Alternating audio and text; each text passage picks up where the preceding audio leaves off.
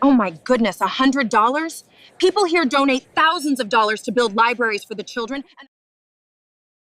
In this small town, whenever people talked about Sarah and her son, they shook their heads with sympathy. They called her the poorest woman in the region. She lived with her young son in an old rented apartment hidden deep inside a narrow alley, a place that was damp during the rainy season and unbearably hot in the summer. Sarah's life was an endless cycle without rest. Every morning, she rode her old motorbike to take her son to the town's public school. Her thin, hurried figure had become a familiar sight to the school security guard. In the afternoon, she worked as a cashier at a convenience store. Collecting every small coin, greeting customers with a smile, her hands had become rough from cleaning and stocking shelves. At night, after her son had fallen asleep, the small room glowed under the light of an old desktop computer. Sarah worked extra hours doing bookkeeping and online data entry late into the night to earn a little more money. Looking at her, the neighbors often said, "Poor woman, widowed so young, raising a child alone, struggling every day just to get by." Sarah would simply smile softly whenever she heard those words, and never once complained. But in this town, no one knew the secret hidden behind that so-called poverty. 5 years earlier, tragedy struck when her husband passed away in a sudden accident. He was gone, but he left behind an inheritance that the entire town could never have imagined. Ownership of 40% of a major software company and assets worth millions of dollars. With a single signature, one touch of that money, Sarah and her son could have transformed their lives. She could have bought a mansion, driven luxury cars, and enrolled her son in the most expensive international schools. Yet for 5 years, Sarah never touched a single dollar of that fortune. She locked away the savings books and stock certificates in the bottom of a cabinet. Some people would call her foolish. Why not spend the money and enjoy life? But Sarah had her own reasons. She wanted her son to grow up through the honest sweat of his mother, not under the shadow of his late father's wealth. She feared that easy riches would spoil him and make him forget the value of hard work. She wanted to support her family with her own hands and raise her son through her honest labor. Every day, watching her son quietly enjoy a simple meal purchased with her cashier's salary brought her a profound sense of peace. Sarah may have seemed poor in the eyes of others, but inside that slender woman lived immense wealth. Wealth in dignity, self-respect, and boundless love for her child. Life was never truly peaceful. The title of the poorest woman in town seemed to give people an excuse to mock her. The divide between rich and poor was most visible at the school where little Emma studied. During the first parent meeting of the year, wealthy mothers gathered together discussing overseas vacations and expensive designer handbags, while Sarah entered the classroom still wearing her simple cashier uniform after work. She politely smiled at a group of parents nearby and moved toward an empty seat beside them. Immediately, one of the women quickly placed her designer handbag on the chair and said in an annoyed voice, "Oh, sorry, this seat is already being saved for a parent from another class." Another woman whispered loudly enough for Sarah to hear, "Goodness, she smells like food in the supermarket. Sitting next to her would ruin my silk dress." Sarah quietly walked to the back corner of the classroom and sat alone. She wasn't hurt for herself, but her heart ached, knowing that this humiliation would eventually weigh heavily on her daughter. But the contempt did not stop there. A few weeks later, the school held its annual charity fundraiser. The hall was lively and filled with wealthy parents dressed in elegant outfits. On a giant LED screen, donors' names appeared alongside impressive contribution amounts as affluent families competed to display their status. Some signed checks for $5,000, others generously donated $10,000. One wealthy businessman even contributed $20,000, earning thunderous applause from the crowd. Sarah stood quietly in a corner with her daughter. When her turn came, she carefully pulled a $100 bill from her worn wallet, the result of countless late nights working online, and placed it into the donation box. At that moment, Linda, the wealthiest and most arrogant woman in town, approached. Seeing Sarah's donation, she deliberately raised her voice for everyone to hear. "Only $100? People here donate thousands to build a library. What can $100 buy? You should keep it for rent and survival instead." As soon as Linda finished speaking, several parents nearby covered their mouths and laughed. Mocking and pitying eyes turned toward the poor mother. Sarah neither argued nor became angry. She simply lowered her head and clasped her hands together. Her silence was not weakness, it was her effort to preserve peace for her daughter. But Emma could not endure it. Watching her mother become the target of ridicule in front of so many parents and classmates, her face turned red with shame and injustice. Tears filled her eyes as she clutched her mother's worn shirt, her heart aching with love and sorrow. After the fundraiser, the contempt did not stop. It evolved into a cruel form of entertainment. Backed by her enormous wealth, Linda seemed to believe that humiliating Sarah was the perfect way to prove her so-called superiority. During parent meetings and committee gatherings, Linda always found a way to start the conversation. Sitting at the center of attention, she casually sipped her tea while delivering words sharper than knives. I think the school should reconsider its admission and class placement standards. Some families can barely afford their daily lives, yet they insist on forcing themselves into elite circles. It only hurts their children and affects the environment for our children as well. The room fell silent. Everyone knew exactly who Linda was talking about. Secret glances turned toward Sarah at the back of the room. No one spoke, yet that silence was more frightening than words. It was silent agreement, cruel and merciless. Seeing Sarah remain silent, Linda became even bolder. She wanted to see humiliation on the poor mother's face. On another day, while parents stood outside waiting for their children, discussing their newest cars under the scorching midday sun, Linda deliberately walked past Sarah and spoke loudly with a mocking tone. "Sarah, have you bought a car yet? Or are you still walking your daughter to the bus stop every day? Poor little Emma, having no car in this weather." The women around Linda giggled. One added, "A supermarket cashier's salary couldn't even buy a wheel, Linda. That's too difficult a question."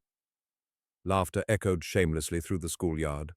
Linda's cruelty soon spread to the children. That afternoon, when school ended, Sarah found Emma crying in a corner of the playground. Her backpack lay on the ground with books scattered everywhere. Linda's son had grabbed her bag and shouted, "My mom says her mom is the poorest woman in town. They can't even afford a car. Let's not play with her." Watching her daughter being isolated and mocked by classmates made Sarah's chest tighten. Her hands clenched so hard that her knuckles turned white. She could endure any insult directed at herself, but seeing tears in her daughter's eyes felt like 1,000 knives piercing her heart. Taking a deep breath, she quietly picked up each notebook, brushed away the dust, hugged Emma tightly and whispered, "It's okay, sweetheart. Mom is here. Let's go home." When Sarah finally looked up at Linda standing in the distance with a victorious smile, there was no longer any trace of submission in her eyes. It was the gaze of a mother ready to do anything to protect her child. And perhaps the day she would reveal the secret hidden at the bottom of her cabinet and put an end to this cruel farce was drawing near. The wounds caused by the schools slowly began to consume the soul of a child. Over the following weeks, Sarah painfully noticed how much Emma had changed. The cheerful, lively girl had become quiet, fearful, and withdrawn. She no longer talked about school, barely touched her meals, and grew thinner each day. At night she tossed and turned, haunted even in her dreams by the laughter and cruelty of her classmates. Every morning when the alarm rang for school, Emma no longer reached for her uniform. Clutching her pillow tightly, she looked at her mother with swollen, frightened eyes and softly whispered, "Mom, can I stay home today?" Sarah's heart broke. All she could do was hold her daughter close and comfort her. She believed that love and hard work would help them get through this difficult time. But she was wrong. The cruelty of others had already pushed an 8-year-old child into a devastating emotional crisis. That afternoon, Sarah returned home earlier than usual, hoping to surprise her daughter. The bedroom door was slightly open. Through the narrow gap, she saw something that made her heart stop and her entire body go weak. Emma sat curled up in a corner of her bed, tears streaming down her face. She was digging her fingernails into her own skin until bruises appeared. Yet she never cried aloud. It was as if hurting herself had become the only way she knew to release the pain, helplessness, and humiliation she carried home from school every day. Sarah dropped everything and rushed to her daughter. Holding Emma's trembling hands, she pulled her into a tight embrace. At last, Emma broke down in tears. "I'm sorry, Mum. It hurts so much. The kids say I'm poor. They won't play with me. I hate myself, Mum." Seeing the bruises and scratches on her daughter's hands shattered Sarah's heart. Tears poured down Sarah's face as she held her daughter tightly and whispered, "I'm sorry, it's all my fault." Later that night, after Emma finally fell asleep from exhaustion, Sarah sat alone beside her bed. For years she had endured humiliation and hardship, believing she was teaching her daughter resilience. But now she realized that her silence had not protected Emma. It had only allowed cruelty to grow stronger. Wiping away her tears, Sarah's eyes changed completely. The submissive cashier was gone. She walked to her room, knelt before an old cabinet, and pulled out a dusty metal box, hidden for 5 years. Inside were a multi-million-dollar savings account and documents proving ownership of 40% of the nation's largest technology corporation. Taking a deep breath, Sarah knew the time had come. No one would ever trample her or her daughter again. She would use every resource she possessed to restore Emma's dignity and happiness, and those who had hurt her child would finally face the consequences. Several weeks after that fateful night, tension spread throughout the school. An emergency meeting was called, and every parent was required to attend. Linda sat proudly in the front row, reserved for major donors, confident and arrogant as always. Then the principal announced that the entire school had been purchased by a new investor. The audience erupted with curiosity, but when the side door opened and the new owner stepped onto the stage, silence instantly filled the hall. It was Sarah. No longer dressed as a cashier, she appeared in a sophisticated black suit, radiating confidence, elegance, and power. Linda dropped her teacup in disbelief. Her face turned pale as fear spread through the room. The parents who once mocked Sarah lowered their heads in shame. Beside her mother, Emma stood tall for the first time, her eyes shining with pride. Sarah calmly addressed the audience. She revealed that she had purchased the school using the multi-million-dollar inheritance left by her late husband. For 5 years, she had chosen a simple life, believing patience would bring peace. But she had been wrong. She declared that her silence had allowed cruelty to thrive. She had not bought the school for power or prestige, but to protect children who had suffered because of their family circumstances. In her school, money would never determine a person's worth. Sarah then announced historic reforms: full tuition support for disadvantaged children, long-term scholarship funds, free nutritious lunches for every student, and a strict anti-bullying policy that would apply to both students and parents. The hall erupted into applause. Many struggling parents wept openly. Looking toward Emma, Sarah spoke from the heart, reminding every child that their worth could never be measured by their parents' wealth. News spread throughout the town. Everyone was stunned to discover that Sarah had been a millionaire all along. Yet she remained the same humble mother, riding her old motorbike to school each morning. The school entered a new era of fairness, scholarships, and compassion. As the sun set, Linda sat alone in the empty auditorium while Sarah and Emma walked hand in hand toward a brighter future. Sarah's story teaches us a powerful lesson. Never judge someone by their appearance or by the circumstances they are living in. The cruel words and actions of adults can leave lasting wounds in the heart of a child, but a mother's love is one of the strongest forces on earth. A mother may endure endless hardships for herself, yet she will rise against every obstacle and every prejudice to protect her child. In the end, wealth and status do not define a person's value. True greatness comes from compassion, kindness, and the willingness to lift others up. Those are the qualities that have the power to change not only individual lives, but entire communities.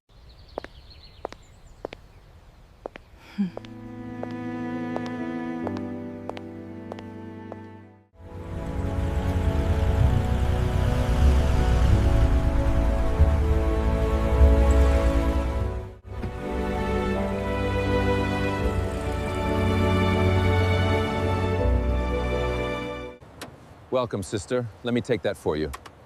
Thank you, brother. It's so good to see you.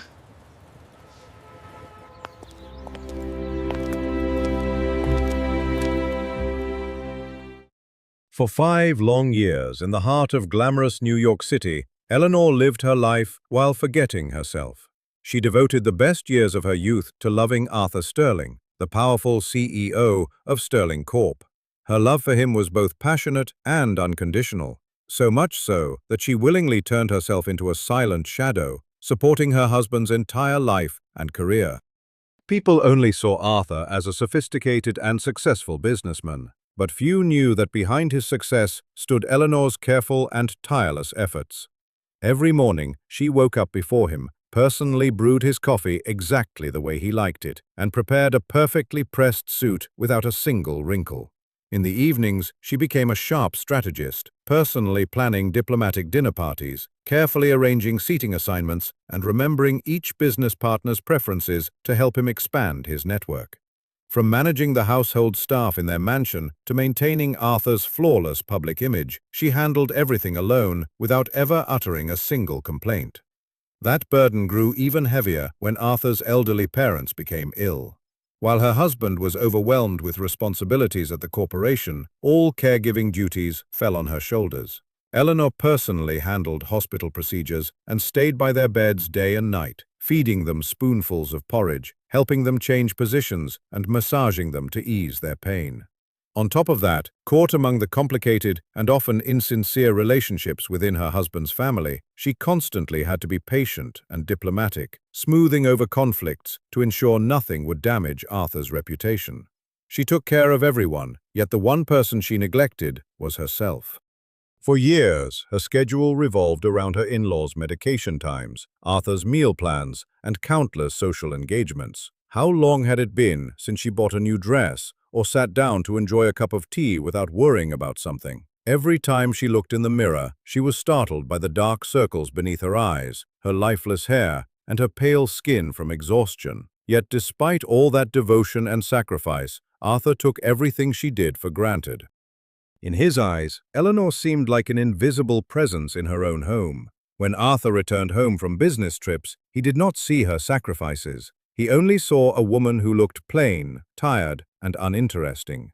They still sat at the same dining table and slept in the same bed, yet the distance between their hearts felt miles apart. Arthur was right beside her, yet his eyes and heart seemed to belong to another world, a world where she had never truly had a place. Eleanor's endurance was like a rubber band stretched to its limit for 5 long years, and it finally snapped on the day Juliana, Arthur's college sweetheart, returned from London. That night was the biggest charity gala of the year, an event that Eleanor herself had spent 3 sleepless months meticulously planning, down to the smallest detail.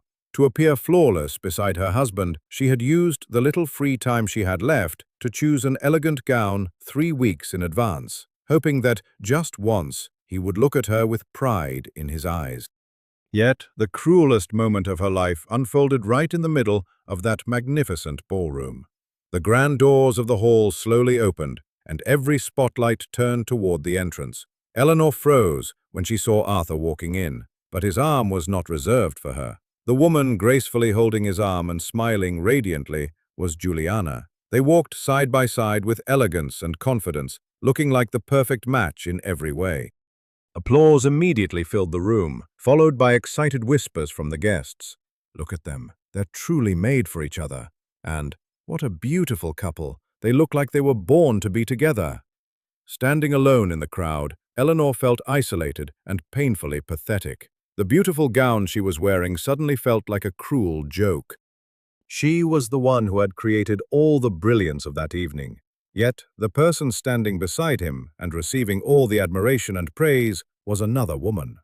It turned out that his distance and coldness over the past 5 years were not because he lacked warmth, but because he simply did not want to give that warmth to her. The moment his first love reappeared, all of Eleanor's sacrifices and devotion, even the countless sleepless nights she spent caring for his sick parents, seemed to vanish into nothing. Around her, the music continued to play. Glasses clinked together, and praises for the perfect couple echoed throughout the hall. But Eleanor could barely hear any of it. She did not cry, she did not confront them, and she did not demand an explanation. Strangely, all that remained inside her was a terrifying sense of clarity. The moment she saw her husband cherishing another woman in front of everyone, Eleanor knew that the last traces of passionate and forgiving love within her had finally died. That was the night she made her decision. He would remain her husband in name, but in her heart, this man no longer existed. What neither Arthur nor New York's glamorous high society ever imagined was that before she became a sterling, Eleanor had been Eleanor Sinclair, the only daughter of billionaire Emmanuel Sinclair. Her father was the founder of Sinclair Group, a massive financial empire that quietly held as much as 30% of Sterling Corporate's direct debt. Years ago, for the sake of love, she chose to hide her identity, lowering herself to become the perfect wife and daughter-in-law while enduring every humiliation in silence. But once her love was gone, Eleanor did not choose public confrontation, tears, or desperate demands for justice. The pain had become something far more dangerous, a chilling and unwavering sense of reason. On that fateful gala night, after returning to her lonely room, Eleanor quietly picked up her phone and dialed a number she had not called in a very long time. As soon as the call was answered, she spoke in a calm yet firm voice. "Marcus, I want to come home. It's time for us to take back what belongs to our family." Marcus, her older brother, who had long been heartbroken watching his sister sacrifice herself, had been waiting for this moment. For the next 6 weeks, Eleanor continued living in the mansion, wearing the same invisible wife mask she had worn for years so that Arthur would suspect nothing. But behind the scenes, everything was changing. Cleaning up the past, she quietly transferred and reorganized all of her personal assets, including the funds she had spent for years covering expenses for her husband's family. Cutting off the lifeline. Eleanor worked closely with the Sinclair family's top attorneys to finalize a series of legal documents. Without hesitation, she signed orders withdrawing every financial guarantee and hidden stream of capital that the Sinclair family had been providing to Sterling Corp's major projects. Every signature she placed on those documents tightened the noose around Arthur's position as CEO. Eleanor did not want Arthur's money. She was simply reclaiming what had always belonged to her and her family. The revenge of an intelligent and powerful woman required no shouting or drama. It came in the form of a fatal strike delivered through ink and paper, one that was about to bring down the proud world Arthur had spent years building. On a gloomy Monday morning, Eleanor decided to put an end to her life as a shadow. There was no explosive argument, no tears of pleading, and no bitter resentment. She woke up and calmly chose an elegant ivory-colored outfit, tailored to perfection, the kind of refined clothing befitting a wealthy heiress hidden away in her closet for years. Eleanor walked to her vanity and gently removed the wedding ring she had worn for the past 5 years. Beside the ring lay 2 documents that carried the weight of 1,000 pounds. A divorce agreement already signed by her and an official notice from Sinclair Group terminating its financial support and recalling 30% of Sterling Corp's direct debt. As Eleanor rolled her small suitcase into the living room, Arthur was casually drinking his coffee, while the household staff secretly watched her with a mixture of pity and disdain. In their eyes, Eleanor had always been an ordinary woman with no wealth or status, someone living off the riches of Mr. Sterling. But the moment Eleanor stepped onto the front porch, a shocking scene unfolded that left Arthur and every servant speechless. A convoy of sleek black Rolls-Royces entered through the mansion gates and rolled into the driveway. Men dressed in black suits stepped out and formed 2 orderly lines, bowing respectfully. Marcus, Eleanor's older brother, a man frequently featured in international financial magazines, stepped out of the lead car. He walked over, took the suitcase from her hand, and gently said, "Welcome home, Miss Sinclair." Arthur dropped his coffee cup and rushed toward the door, but he was already too late. The car drove away, leaving him standing in the driveway, completely stunned. The wife he had looked down on for years, the woman who had quietly cared for his parents during their illnesses, was actually the sole heiress of the powerful Sinclair financial empire, and the consequences arrived immediately. The moment Sinclair Group's ultimatum reached the board of directors, Sterling Corp was thrown into an unprecedented financial crisis. Banks began calling in loans, while business partners, many of whom had signed contracts out of respect for Eleanor, started pulling out one after another. Sterling's stock price collapsed, sending Arthur from the height of success to the edge of bankruptcy in just a few short weeks. Even more bitter was the fact that Juliana, the first love Arthur had considered his soulmate, didn't stay once she saw the glamorous Sterling empire beginning to crumble. She had always loved his wealth and status, not the man himself, and she had no intention of remaining beside someone whose world was falling apart. Juliana quickly packed her bags and returned to London, leaving Arthur alone with his regret. Now, every night in the empty mansion, Arthur finally understood what Eleanor had felt all those years. But everything was far too late. That shadow had finally walked away, and this time she left to become the sun of her own life. 6 months after that shocking divorce, the name Eleanor Sinclair once again dominated the headlines. But this time, she was no longer introduced as the wife of Sterling Corp's CEO. Eleanor appeared radiant and powerful on the cover of Forbes magazine as one of the most accomplished and influential financial investors of her generation. She had rebuilt her own glory with her own hands, brilliant, independent, and unstoppable. One late afternoon in Manhattan, Arthur came to her office. He was no longer the arrogant, polished CEO he once was. The Arthur standing there now looked worn, older, and exhausted after the devastating collapse of his empire. Seeing Eleanor in an elegant suit, radiating confidence and success, he choked with emotion, lowered his head, and finally spoke the words he should have said years ago. "Eleanor, I'm sorry. For 5 years, I failed to see you. I failed to see everything you did for me." Eleanor looked at the man standing before her, the man she had once loved with all her youth, the man she had once considered her entire world.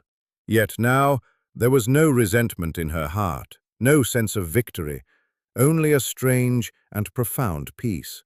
She smiled softly and said words that were both heartbreaking and resolute. "I spent 5 long years waiting for you to choose me. And during those painful years, I almost forgot one thing. I was the one who deserved to be valued and chosen from the very beginning." She calmly rejected his plea for another chance. Eleanor made it clear that the woman she used to be had died on that fateful gala night. There would never again be an Eleanor willing to become an invisible shadow, sacrificing herself completely for any man. Arthur silently turned and walked away, his lonely silhouette stretching across the Manhattan sunset. He had lost the woman who once loved him more than life itself, and with her, he had lost his only chance at genuine happiness.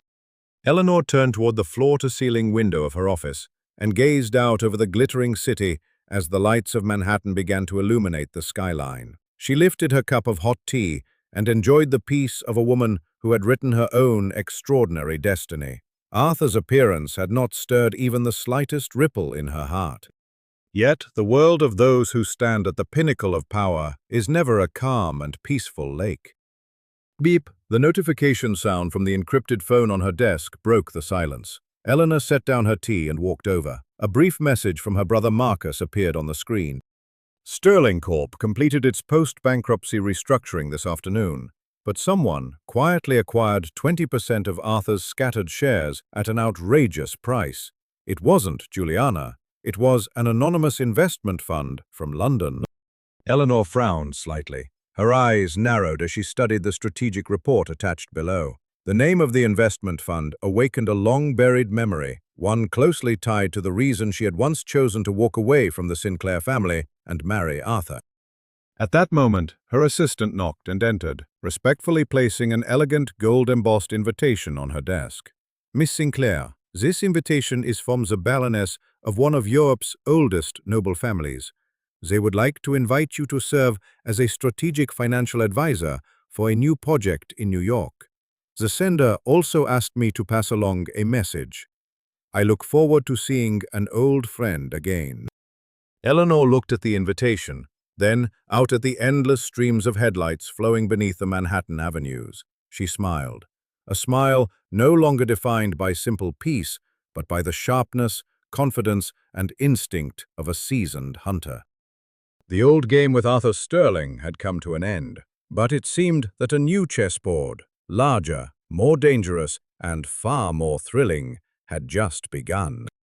Eleanor's story reminds us that no matter how much you love someone, you should never lose yourself in the process. The moment you become invisible in your own life, your sacrifices start to look ordinary to those around you. Never take a kind person's patience for weakness. When someone has given everything they have and finally walks away, there may be no second chance. Love can fade, people can betray you, but your education, your strength, and your financial independence will always remain yours. Those are the foundations that allow you to rebuild your life when everything else falls apart. In the end, the greatest punishment for the ungrateful is not revenge, it is regret. The painful realization that they lost the one person who truly loved them, and that some mistakes can never be undone.